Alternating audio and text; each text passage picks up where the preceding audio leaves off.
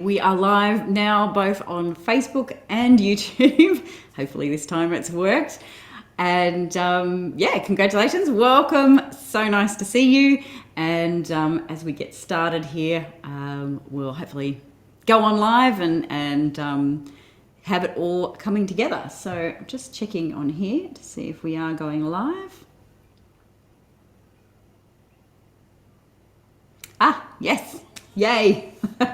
Okay, so I'm just going to turn that down so that I can have that there and I can see you. So big hello and welcome back to PRAVA. And so really excited to do this again today. Got a really unique perspective for you today, and the whole point is to give you another perspective, another view, some other ideas and ways to stay calm, stay resilient and be strong through times of great stress and challenge. So I think everyone in the world is experiencing some level of stress and discomfort at the moment.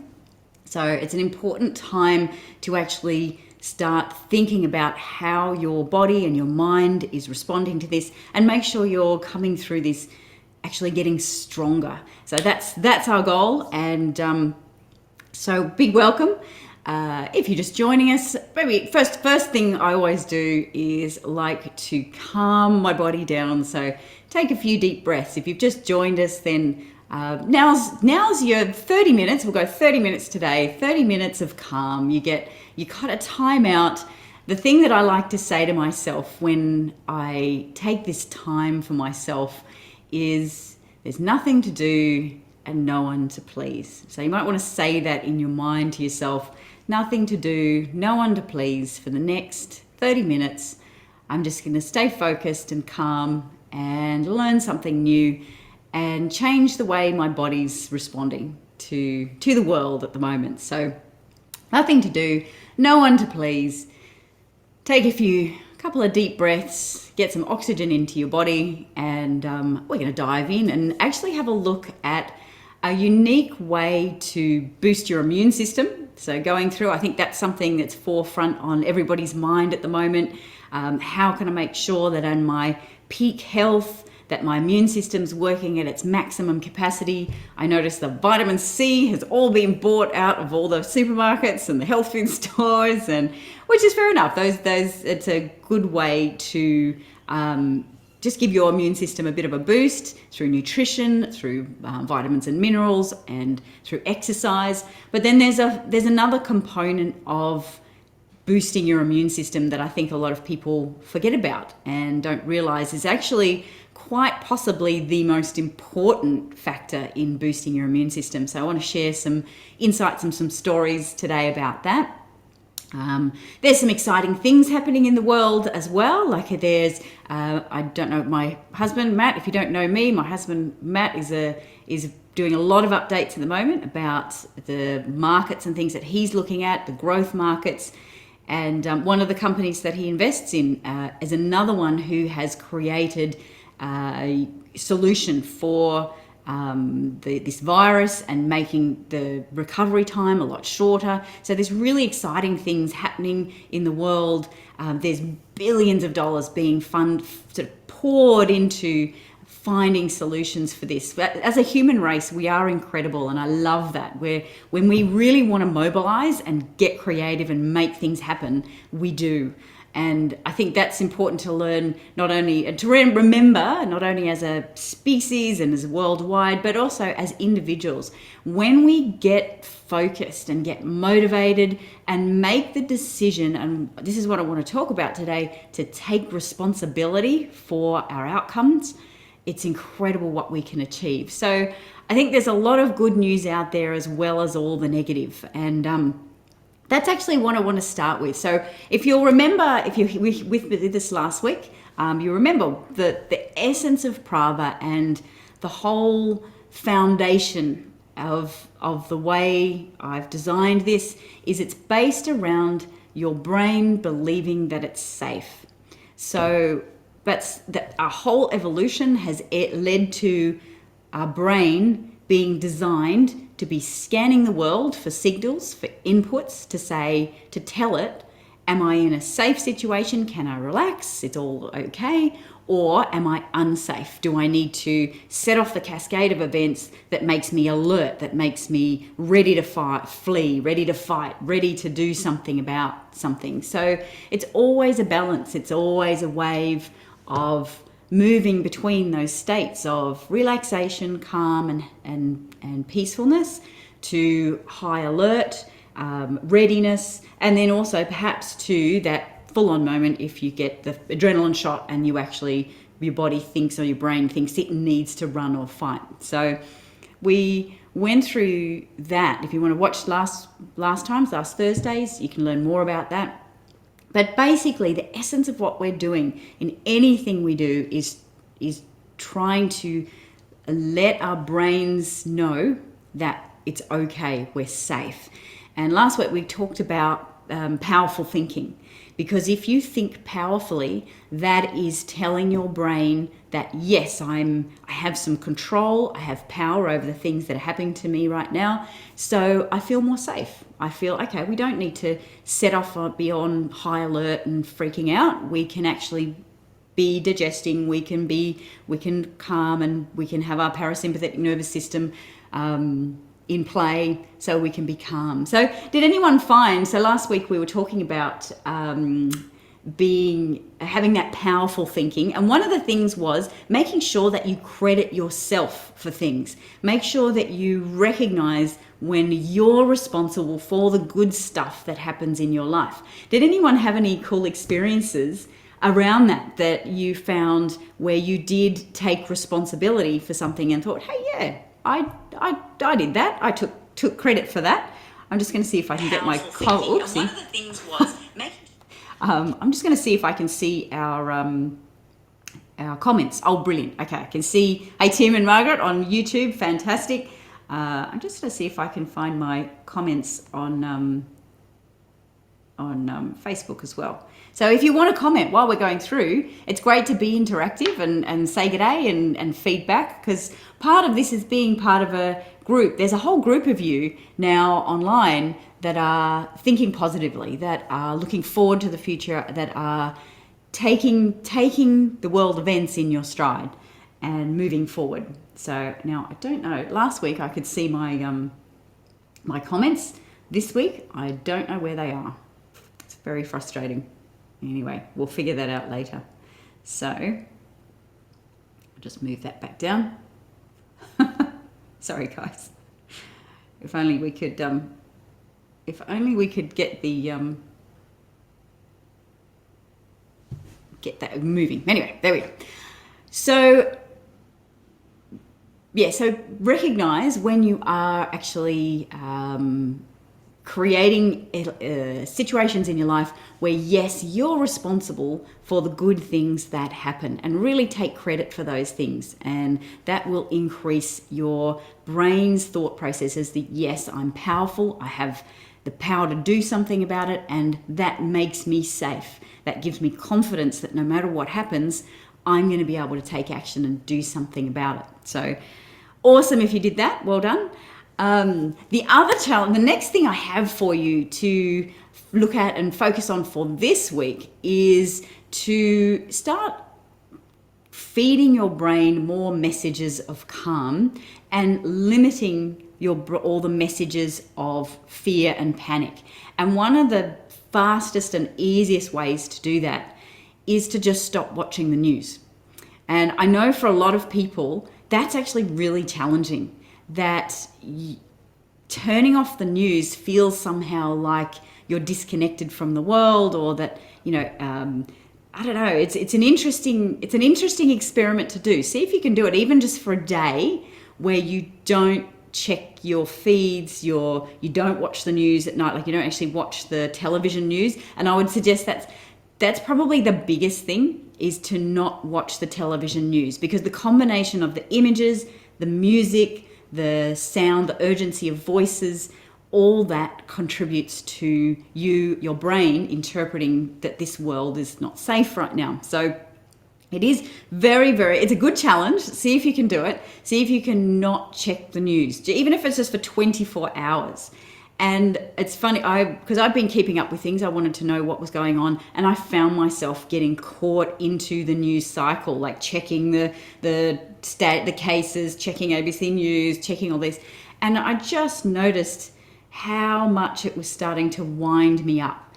And I actually said, I've made a conscious decision to say, okay, no, I'm not going to tune in. I'm not going to spend my time looking at these things. And the physical relief within 24 hours was amazing. And then my choices were different, and I was thinking about my future differently. So be aware that this is really, really affecting you. The inputs of the news are definitely affecting the way your brain is interpreting the world and the decisions that you're making at the moment, whether it's in your business, in your life, in anything. And I realize that there are some challenges coming up for many, many people. There's some really challenging times. You don't need to overlay on top of that feeling of fear and panic that is generated in the news. An example, like even on ABC News, there was this big red headline the other day that came flashing up that said, "Breaking news, Boris Johnson taken to hospital." And even the wording of that and how they were presenting it, when you read the article, it actually just said, "Oh, Boris has got a cough and we're just checking him out. He's all fine." He's like, really? And so what it's doing is it's giving you all these signals to say, "Oh my God, things are bad," when perhaps they aren't as bad as these headlines are suggesting. So see if you can do that for 24 hours. Get yourself out, draw yourself out of that news cycle. See if you can just get your brain and your body to come back down, to relax, to realize that you're safe. No matter what's happening in your world, you have power. You have the power to change the way you think about these things, the way you respond to these things, and you're going to be all right. We live in the best country in the world, I think. If you're going to live anywhere in the world for all this to be happening, Australia is the one to be in. So we need to be really grateful for that we're here in this incredible country where we're supported and there's safety nets in place. So just be aware of that, remind yourself of that, and remember to look for those things and know that you have the power to do something about it. So see if you can do that. I'd be interested to see how you go with that and whether that makes a difference to how you're feeling over the coming day and week, say. Now, beyond that, what I wanted to talk about though today is we want to get back into some more elements of PRAVA and how we can apply them to this very unique situation that we're in at the moment with the world as it is and things unfolding as they are. So what I want to do is talk about one of the R's of PRAVA. So we talked about power last time. Now we want to talk about the R. And the R in PRAVA stands for three things: rights, rules, and responsibility. And we talk a lot about your rights and rules, about what is okay in your life and what is not, the shoulds and the things you think you should be doing versus the things that you really want to do, and your motivations around that. But today I just want to talk about the third R, which is responsibility. Because as I was saying at the beginning, taking responsibility for your life and for what's happening will make a big difference. It'll start to tell your brain that you have some level of power and control over things that are happening.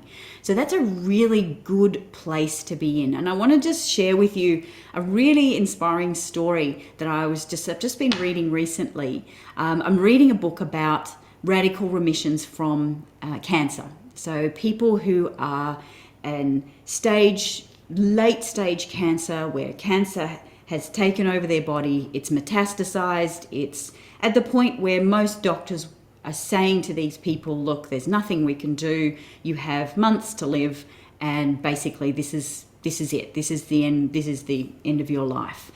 And that's a pretty full-on place to be, and a pretty full-on things to be told as well. Having the world and a person in authority tell you that everything is not okay, that you're coming to the end of your life. Now, what's really amazing about these people is this is a book of the stories of people who've been delivered that news and have actually stepped up and said, well, actually, no, I'm not going to accept that.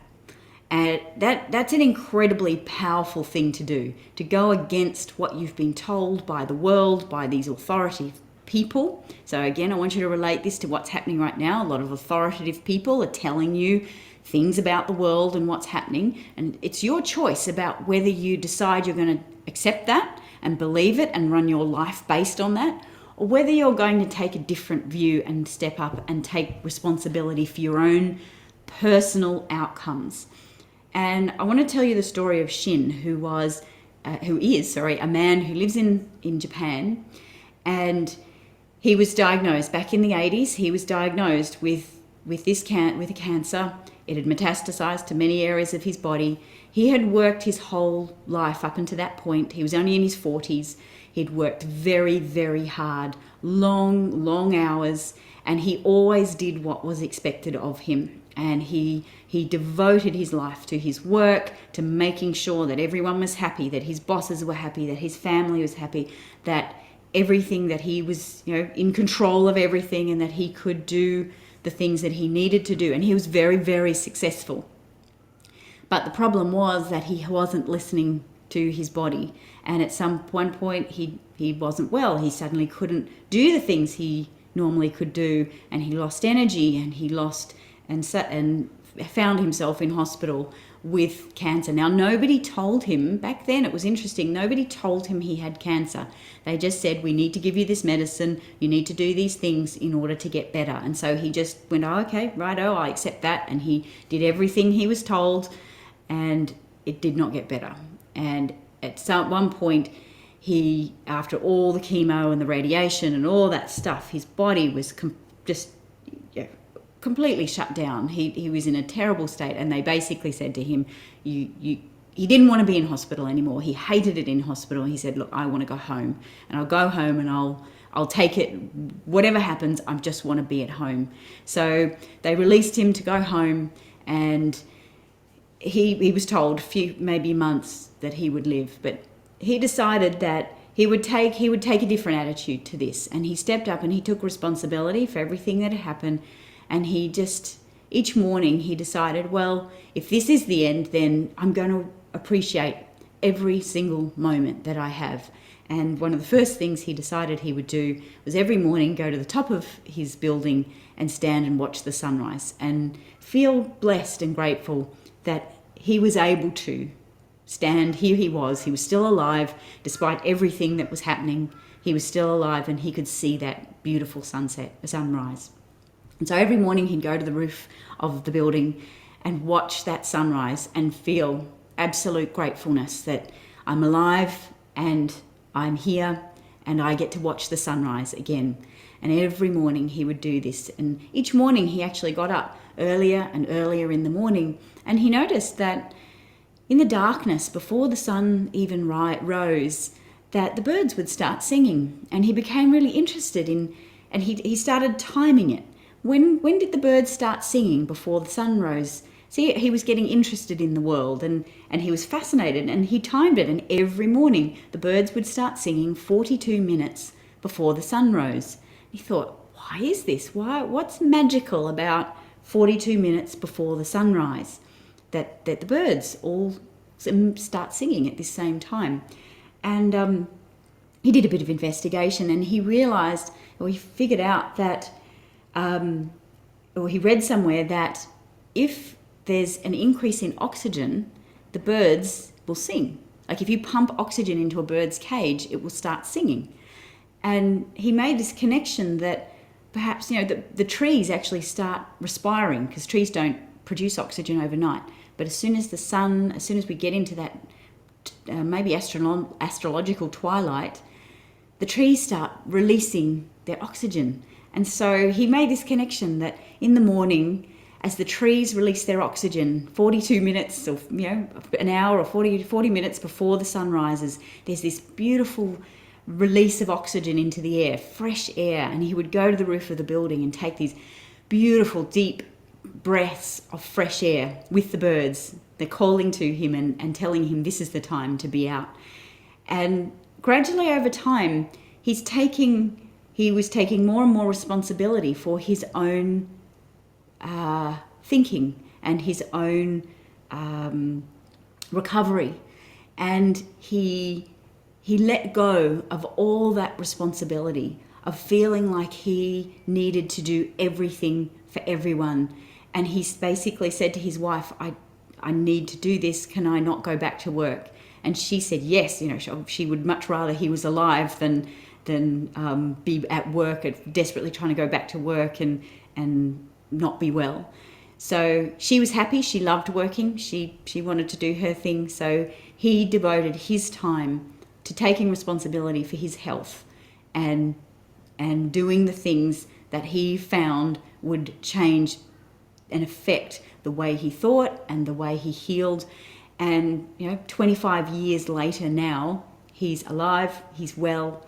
He's a man who was months from dying, who took responsibility for his life and changed it amazingly. And this story is told over and over and over again. So even in the most dire of situations where your immune system and your body is almost shut down, if you can pause and just get your brain into that state of thinking, hey, I'm safe, I can relax, and I'm not responsible for everything around me. All I need to do is be responsible for my thoughts and feelings, my responses, my health, and then everything else around me will fall into place. And I find that incredibly inspirational, and I see how that fits with everything that we're talking about here.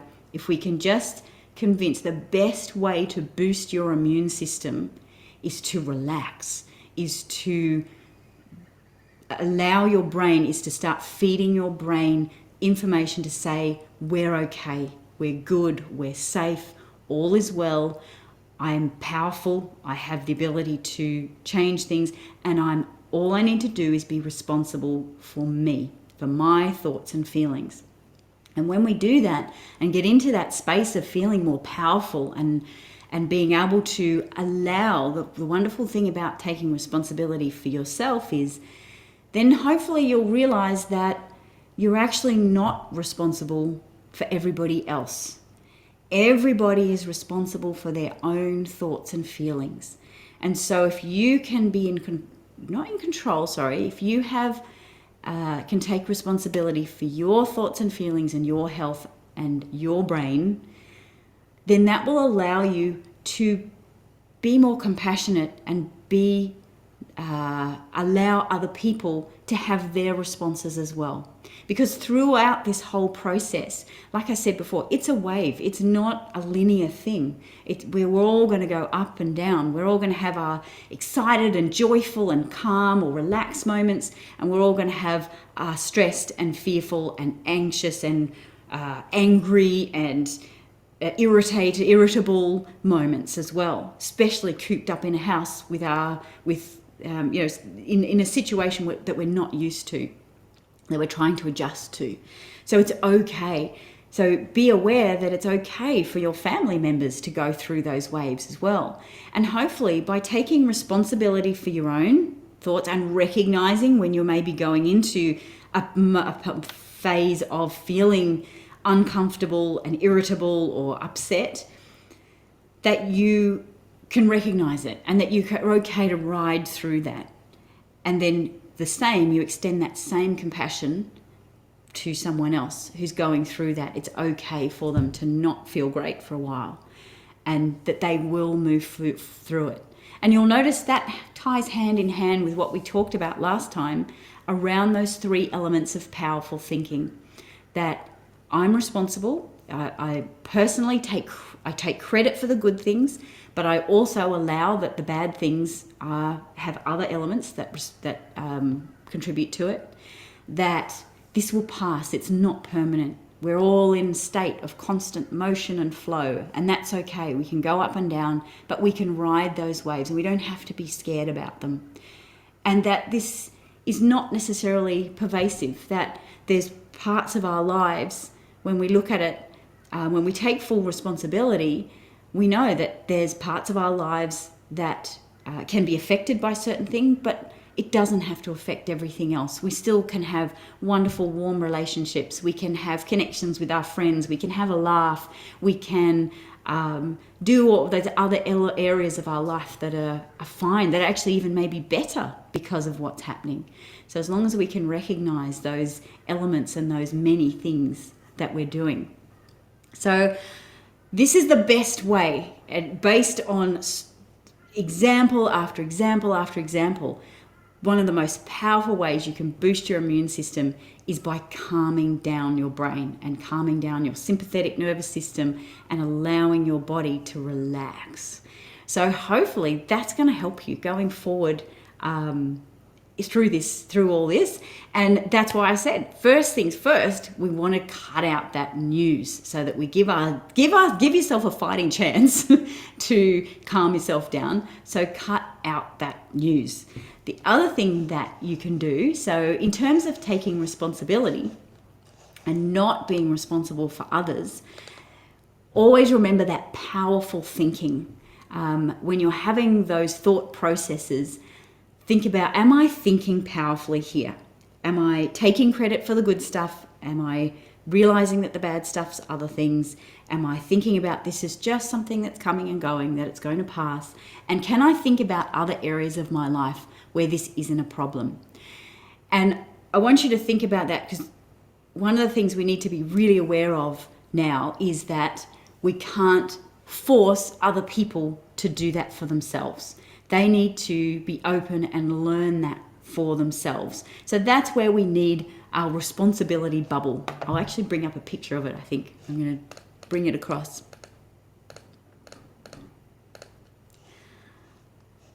Where are we? So I like to think about it as, there we go. Got to do that bit. I like to think about it as surrounding yourself with, it's like this beautiful, colourful, it's clear bubble, and it's your responsibility bubble. And when you're feeling stress, if you start to feel stress that someone else is having a negative reaction, maybe someone else doesn't like what you're doing or the way you're thinking, maybe because you're changing, you're having a different attitude. Some people get very threatened by that. Maybe someone's having a bit of a meltdown. Maybe one of your kids is having a meltdown. They're just frustrated. And I know that for a lot of parents right now, you will be experiencing this. The kids are probably feeling this fear. They can pick up on the fear of the community as well, and what you're saying and the conversations you're having. So in those moments, sometimes instead of running in and trying to make it all better and pretend it's not happening, or trying to fix it straight away and put the Band-Aid on, maybe you can allow them to actually have that emotion and let it actually come forward. Put your responsibility bubble on and say, okay, I'm not going to let that affect me. I'm going to remain calm. It's okay. I can allow them to have their response, and their response can just bounce off my bubble. Now, that doesn't mean I ignore them. I can actually give them more love, more caring, more support if you protect yourself from those emotions and don't let those emotions trigger off your amygdala. So that's the thing, that's the trick, is being able to allow someone else to have their emotions without you being triggered. And just recognize if you are getting triggered, and take a few deep breaths and realize and think, okay, righto, that's triggering me. Do you know that those emotions only last 90 seconds? If you don't keep them moving, they actually only last 90 seconds. So if you can just ride them through and allow them to pass and let them go for 90 seconds, then you can get on with actually being really a far better support for those people around you than if you allow it to trigger you and you get all frustrated. So imagine your responsibility bubble. You're responsible for your emotions, they're responsible for theirs, but you can help them move through theirs with kindness and compassion, just by being that kindness, sending kindness and compassion, and allowing them to have their emotions as well. So that's something that I want you to think about for the next few days. We'll be back live on Thursday, but think about that. Put on your responsibility bubble, release the pressure. It's not your responsibility to make everybody happy and make everything right. Sometimes we need to ride through some stuff, and that's completely okay. And it's wonderful to see you. Thank you. Yes. Brilliant. Okay, well done, guys. And awesome to see you here. And thanks for sharing your amazing comments.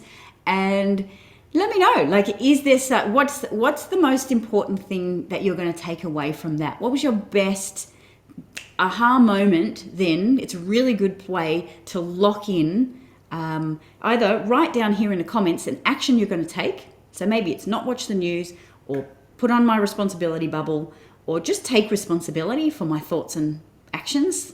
I'm going to step up. Maybe it's give myself credit. Maybe it's be more powerful in my thinking. What's that one thing you can do in the next day, in the next 2 days, before we see you again, that is going to change the way that you respond in this time? So you're going to go through this with a sense of strength and calm. So write that in. That's awesome.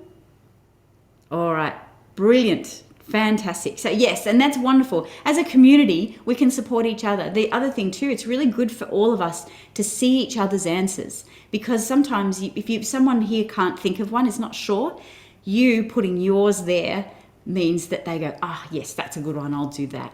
So as a community, we can help each other move through this with grace and ease.